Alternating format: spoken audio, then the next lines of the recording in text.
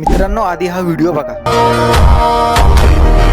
आता हा cutout effect CapCut मध्ये कसा करायचा ते लगेच सांगतो. तर मित्रांनो, तुमचं स्वागत आहे 15 डेज व्हिडिओ एडिटिंग सिरीजच्या डे 2 मध्ये. पहिले तर तुम्हाला तुमच्या गाडीच्या क्लिप इम्पोर्ट करून घ्यायच्या. त्यानंतर टायरची जी क्लिप आहे ती तुम्हाला अशा प्रकारे ओव्हरले करून घ्यायची आहे.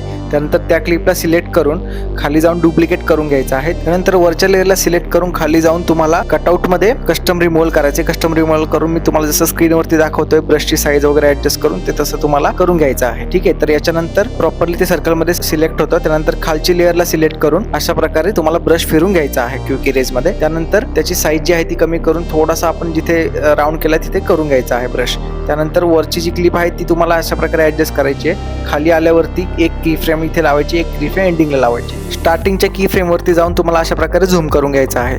त्यानंतर आपली वरची जी क्लिप आहे तिला सिलेक्ट करून तिथे पण की फ्रेम ऍड करायची आहे स्टार्टिंगला आणि एंडिंगला. स्टार्टिंगला जाऊन थोडंसं राईट साईडला तुम्हाला ऍडजस्ट करायचं आहे. त्यानंतर पहिली ग्राफ मध्ये जाऊन क्यूब आउट जो आहे तो द्यायचा आहे खालच्याला आणि वरच्या क्लिपला द्यायचा आहे क्यूब इन वाला. अशा प्रकारे एकदम तुमचा प्रॉपर खतरनाक इफेक्ट होऊन जातो.